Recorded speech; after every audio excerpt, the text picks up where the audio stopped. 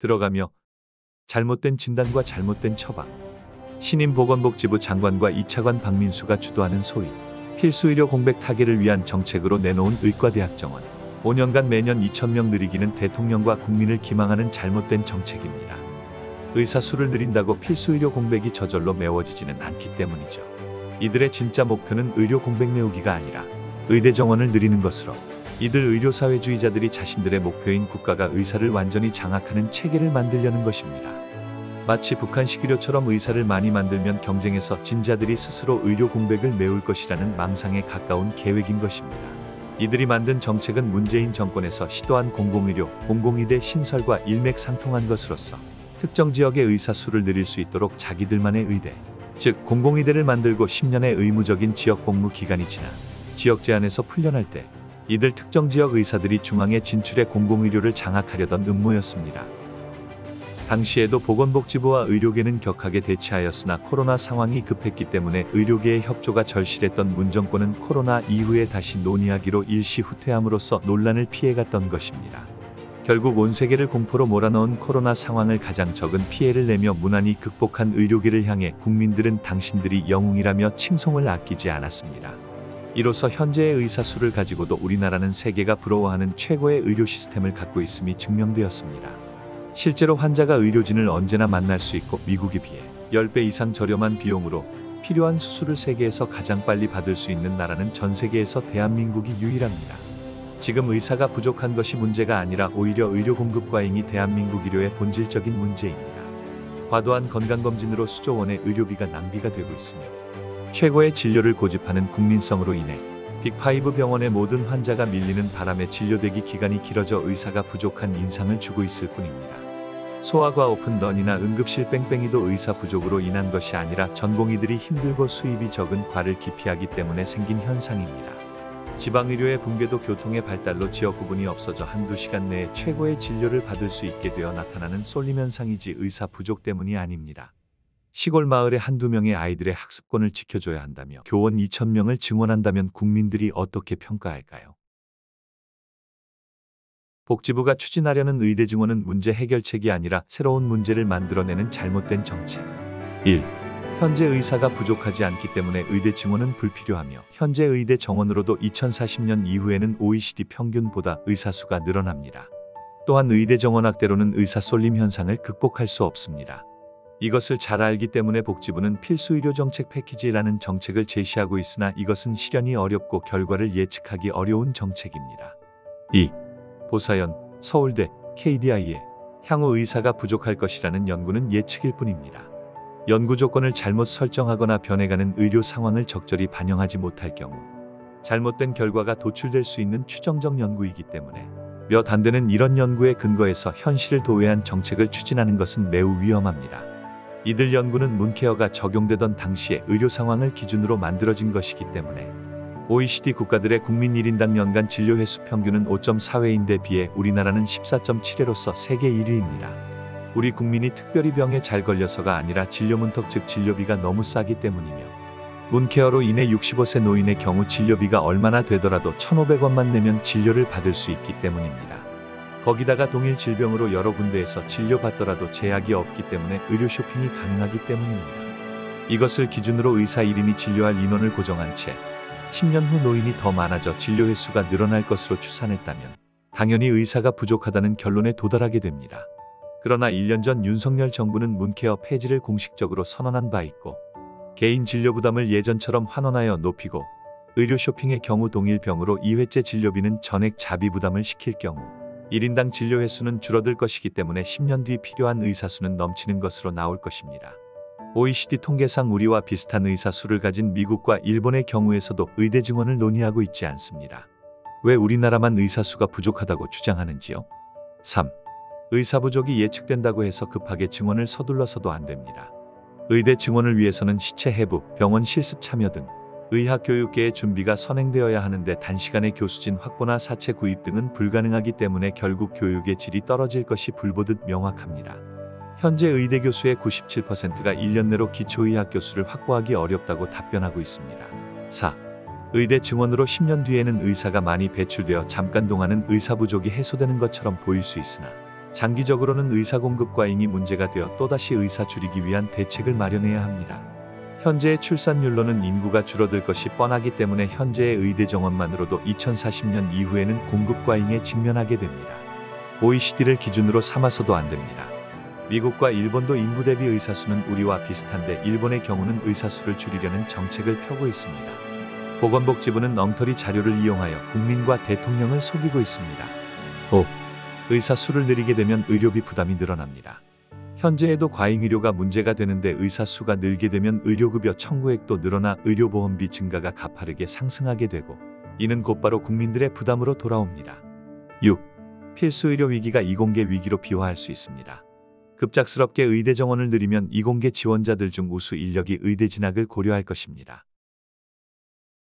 의대 정원 증원이 아니라 다음과 같은 간단한 방법으로 의료의 쏠림 현상을 극복할 수 있습니다. 1. 기피과에 대해 정책적 도움이 필요합니다. 이는 각 과의 사정에 맞추어 가장 필요한 것부터 시급히 실시되어야 합니다. 가, 소아과, 초진진료비와 재진진료비를 현재의 12,000원과 17,000원에서 2배로 올려 주어야 합니다. 소아 인구수 감소와 소아를 다루는 어려움 등을 감안할 때 이 정도 되어야 폐업한 전문의들을 의료 현장으로 다시 불러들일 수 있어 오픈런이 해소되고 소아과 지원 전공의들도 많아지게 되어 대학병원 응급실 뺑뺑이도 없어지게 됩니다. 여기에 들어가는 비용은 의대 정원 증원에 들어가는 비용에 비하면 매우 미미합니다. 20년 전 소아과 개업비의 초진 비용이 7~8천원, 미용실 비용이 5천원이었는데 지금 초진 비용 17,000원, 미용실 비용이 3만원인 것이 현실입니다. 문케어 폐지로 늘어나는 의료 재정으로 기피과 진료비를 올려주면 됩니다. 외과, 흉부외과, 신경외과 등 수술을 하는 과에는 수술비를 현재의 2배로 올려주어야 합니다. 수술 건당 진료비가 높아지게 되면 병원 측에서도 의사를 더 많이 고용할 수 있어 외과 의사들의 부담을 줄여줄 수 있으며 지원자들도 늘어나게 되며 이런 변화는 1년 이내에 효과를 낼 수 있습니다. 반면 현재의 정책으로는 의료 쏠림 현상을 극복한다 하더라도 적어도 10년을 기다려야 합니다. 갑상선암 수술의 경우 우리나라에서는 환자가 200만 원을 내야 하는데 미국의 경우 5천만 원을 내야 합니다. 2. 지역 불균형 극복 방안. 가. 지방과 서울의 불균형 문제 해결 방안. 우수 인력이 서울이나 대도시로 몰리는 현상은 지극히 당연한 현상입니다. 의료 전달 체계를 엄격하게 적용하면서 동시에 정년퇴임을 앞두거나 이미 은퇴한 교수진들에게 자기 고향에서 자신의 역량을 발휘할 수 있게 여건을 마련해 주는 것도 한 방법이 될 수 있을 것입니다. 지방대학병원, 지방의료원에서 서울의 대학에서 정년퇴임한 교수를 영입하거나 군이나 면에서 소아과 산부인과 등 의료기관을 개설하고 개업일을 초빙하는 것도 추천할 만한 방법입니다. 지방 우수인력 부재 문제는 근본적으로 지자체가 고민해야 할 문제입니다. 백령도 등 도서지역 의료 불균형 해소 방안으로는 환자 후송 방안을 개선하면 될 것입니다. 또한 현재 진료 중인 보건진료소 인력을 재교육시켜 필요한 능력을 키워주는 것도 좋겠습니다. 정말 시급하게 의료 인력을 확충해야 한다면 적은 비용으로 즉시 효과를 볼 수 있는 여러 가지 대안이 있습니다. 1. 예과 2년은 인문교양 함양을 목적으로 시행하던 제도이므로 내년 입학생부터 예과 과정을 없애게 되면 4년 뒤에는 4년제와 6년제가 동시에 졸업하게 되고 그 이듬해에도 동시에 졸업하게 되어 약 6,000명의 의사 증원 효과를 얻게 됩니다. 2. 현행 인턴제도는 병원에서 싼 급료로 의사 인력을 착취하는 제도인 만큼 인턴제도를 없애고 의대 4학년에서 각 과를 경험하게 하여 인턴 경력을 쌓게 하면 전문의사를 1년 빨리 양성할 수 있게 되어 또 약 2,000명의 의사 증원 효과를 얻게 됩니다. 이 정책의 효과는 바로 나타납니다. 3. 각과 전문의 수련기간을 4년에서 3년으로 바꾸는 방안도 적극 검토되어야 합니다. 전문의 수련 후 대학병원급에서 특수한 전문 치료를 담당할 의사를 제외하고는 모두 4년제 수련을 받을 필요가 없습니다. 지금도 4년제 전문의 대부분이 개인의원에서 제한된 진료만 하고 있는 점을 감안하여 모든 과 수련 기간을 3년으로 제한하게 되면 또 2,000명의 전문의사 증원 효과를 얻게 됩니다. 4. 1번, 2번, 3번의 제도를 시행할 경우 단기간 내에 약 10,000명의 의사를 증원하는 효과를 얻을 수 있습니다. 5. 여기에 더하여 의사 군복무 기간을 다른 직종처럼 2년으로 줄여주면 약 4,000명의 전문의 증원 효과를 더 얻을 수 있습니다. 현재 보건복지부가 해야 할 일은 따로 있습니다. 1. 문케어 폐지로 환자의 의료비 부담을 현실화해야 합니다.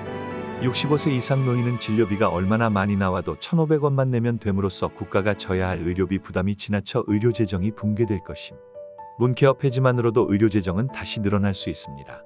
문케어는 문정권에서 시행한 포퓰리즘 정책입니다. 2. 국가주도 건강검진 포기. 의료비 낭비의 주요 원인이며 치료가 불필요한 미세한 암 발견으로 암 환자를 양산하고 있음. 3. 과도한 건강검진을 유도하는 산업장안전보건법 2조 3항의 개정. 현행. 이 법에서 근로자란 근로기준법상의 근로자를 말한다. 를 개정 산업장 근로자를 말한다로 바꿔야 함. 결론적으로 1. 현재 보건복지부가 내놓은 정책은 시급한 문제도 아니며 총선을 앞둔 현 시점에서 정부에 도움이 되지 않는 정책으로서 현 정부의 우호적인 표를 대거 이탈시키는 정책적 패착이 될 것입니다. 사실을 잘 모르는 일부 유권자들이 이번 정책에 공감을 할 수는 있어도 표로 연결될 만한 정책은 아니기 때문에 결국 우호적인 유권자 약 75만 표를 잃게 되는 결과를 초래할 것입니다. 2. 현재 복지부가 내놓은 정책은 문정부 시절 문케어를 입안한 복지부 내 의료사회주의자들이 자신들의 이념적 이상을 실현하기 위해 현실을 무시하고 만들어낸 정책으로서 너무나 많은 비용이 소요되는 정책이며 그 결과도 확실히 예측할 수 없는 정책으로 훗날 반드시 다시 손을 봐야 하는 정책입니다. 특히 이들이 내세우는 의사부족론은 문케어 당시의 의료소비 행태를 기준으로 작성된 논문에 근거한 것으로 이미 문케어가 폐지된 현재 이후의 상황을 고려한다면 10년 후에도 의사 부족 현상은 나타나지 않을 것이 뻔합니다. 3. 의료자원의 90% 이상이 사유제인 우리나라 현실에서 의료계와 충분한 상의도 없이 독단적으로 공공의대 신설, 지역의사 양성 등 공공의료를 지향하는 정책을 만들어 국정혼란을 초래한 책임을 물어 보건복지부 장관과 2차관 박민수 등은 해임하는 것이 마땅하다고 생각됩니다. 다만 임명된 지 얼마 되지 않는 점을 감안하여 일단 의료계와 복지부 정책 담당관이 공식적으로 만나 대화를 통해 정책을 조정하는 모양을 취하게 하는 것이 좋을 것으로 보이며 장차 이 정책 실행은 유보하는 것이 좋을 것으로 보입니다. 칼을 뺐다고 해도 잘못된 것을 알게 되면 도로 거둘 수도 있어야 합니다. 4. 지역자치제도 관점에서 살펴보면 지역의료 인력 확충 문제는 해당 지역의 문제인 만큼 시도지사 주관하에 유능한 의사인력을 어떻게 끌어오는가를 고민해야지 국가가 책임질 문제는 아닙니다. 또한 의대 증원 문제는 교육부 권한이기도 하므로 급격한 교육 여건 미비와 고급 인력 쏠림 현상을 이유로 들어 의대생 증원 문제를 교육부 장관이 반대할 수도 있을 것입니다. 또한 윤 정부의 목표인 10만 IT 인재 양성에도 커다란 걸림돌이 되므로 대통령이 반대를 할 수도 있을 것입니다. 5. 이 정책 발표로 의료계가 돌이킬 수 없을 정도로 망가지고 있습니다. 젊은 의사들, 의대생들의 집단적인 반발과 사직서 제출, 의학교육자들의 한결같은 반대는 그럴 만한 이유가 있습니다. 이 혼란은 복지부와 의료계에 국한된 문제가 아니라 문교부를 포함하여 현 정부의 국정운영 능력이 시험받는 문제임을 인식하시어 이 정책이 폐기되도록 힘써 주시기를 당부드립니다. 특히 현 보건복지부의 대응 자세는 극히 위압적이며 독선적이어서 온 국민의 행복과 자유를 위해 대화하고 타협하는 자세를 견지해온 현 정부의 이미지에 심각한 악영향을 끼치고 있음을 알아주시기 바랍니다.